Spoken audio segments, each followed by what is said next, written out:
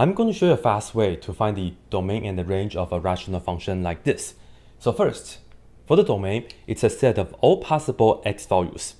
When we have a rational function like this, go to the denominator and make sure that it cannot be equal to 0.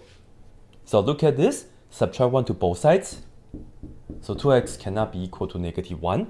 And then divide the 2 to both sides, x cannot be equal to -1/2.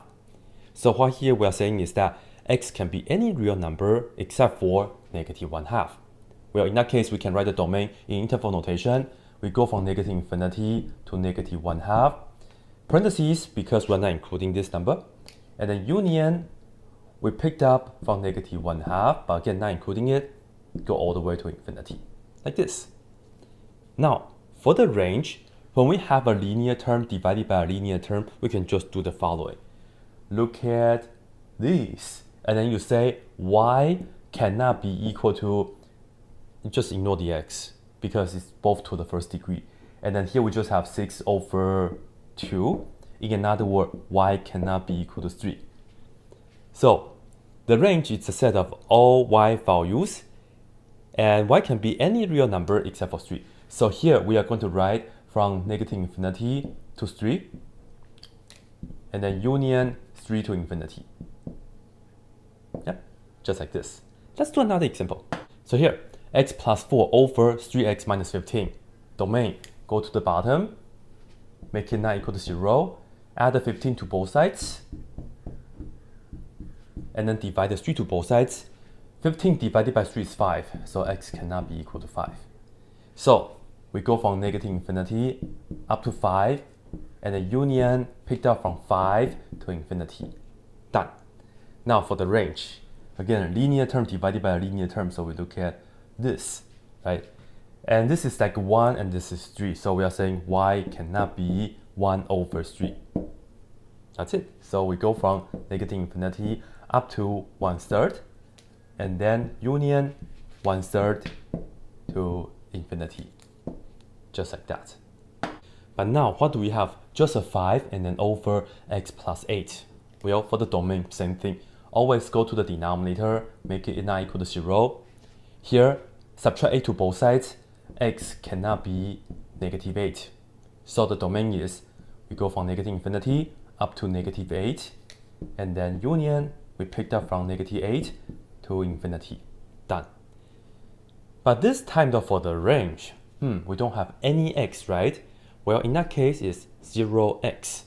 So if you go here and then just say 0x plus 5, which is the same as the original, and you can still do this, right? So y cannot be, this is 0, this is 1, 0 divided by 1 is 0. So x cannot be equal to 0, sorry, y cannot be equal to 0. So the range is just, we go from -infinity up to 0, and then picked up 0, and then we go to infinity, just like that. Now, let's take some time to see why this works. Let's go back to the first example. The function is 6x plus 4 over 2x plus 1. Well, let's talk about the domain. The domain is the set of all possible x values. And here though, we have the 2x plus 1 on the bottom. So remember that whenever we have an expression on the top over another expression on the bottom, well, because we cannot divide it by 0, we will have to make sure that we set the bottom not equal to 0 so we can prevent bad things from happening. And that's how you set up the restriction for the domain for a rational function like this. And in fact, it doesn't matter what types of function you have on the bottom. If you have a quadratic or if you have a square root expression, you will always do the same right here. Now, for the range, it's a little bit trickier. So for the range, what I was saying is that you just look at this and that, right? Well, that only works when we have a linear function over a linear function. So if we have some expression ax plus b over cx plus d, a linear divided by a linear, then in that case, to get a range, you just look at this. The x doesn't matter, but you are comparing the coefficient of the x on the top and the x on the bottom. and just say y cannot be equal to a over c. And that's what we did for the previous 3 examples. Why is this though? Here's the deal. Right here, whenever we have x to the first, we can do a long division to kind of simplify this. Have a look.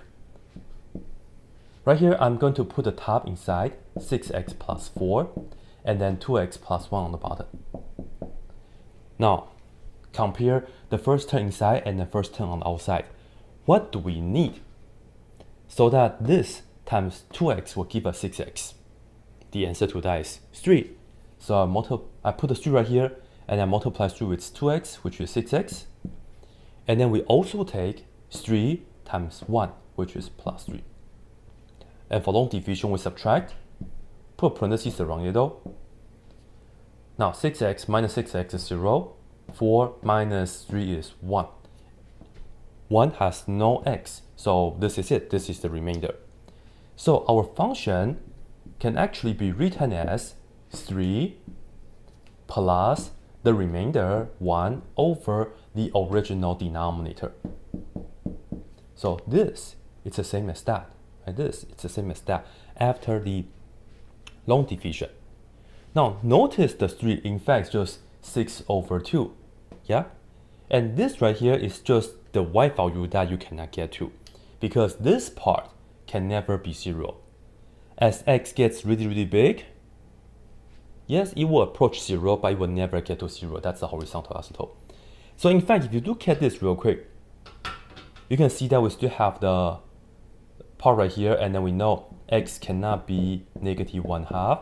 And then right here, we are saying y cannot be 3, because this right here is actually the horizontal asymptote, and this right here will actually be the vertical asymptote.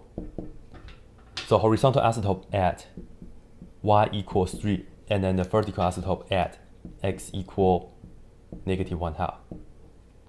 Notice the way I'm writing, when you are answering a horizontal question, you say y equals because you are talking about the line. And then when you are answering a vertical asymptote question, you are saying x equal to. So slightly different style. So what exactly does this do? Have a look. First, we have the vertical asymptote at negative 1/2. And let me just indicate that with the vertical dashed line like this. And then we also know that the horizontal asymptote is y is equal to 3. So it's right here. And then I will indicate that like this. Now, how does the graph of this function look like though? Well, you have to know its parent function. That is, if you look at y is equal to 1 over x. In that case, you get this and that. Now, the 3 tells us that we are going to take this up 3 times. And then it looks like we have like 1 over x plus 1. What does this do? Well, have a look. I'm going to factor out 2 like this, and then that will give us x. 1 divided by this 2 is plus 1/2. So we have 1 over this on the bottom. When we have x plus a number, that means we shift the graph to the left. As you can see, originally the vertical asymptote is right here, but now it's been shifted to the left 1/2 units. We still have this 2 though, but it's just a positive 1/2, right? Positive 1/2. It's just going to be a scale factor. The general shape is still going to be the same, so I'm not going to be worried about that too much. The graph of this function, right? The graph of this function is just going to be like this. It's pretty much the same shape as that. And again, because that's positive, so it still maintain the same location. If it was a minus, then I will have to go like this, right? It's the upside down version for that. Now, from the picture, you can see x can be anything except for negative 1/2. Y can be anything except for 3, and that's how we find the domain and the range. Now, keep in mind though, finding a range for this rational function only works like this if the function is ax plus b over cx plus d, a linear over linear. If you have some kind of quadratic on the top or on the bottom, it's a different story. In general, to find the range of a function is much harder compared to finding the domain of a function.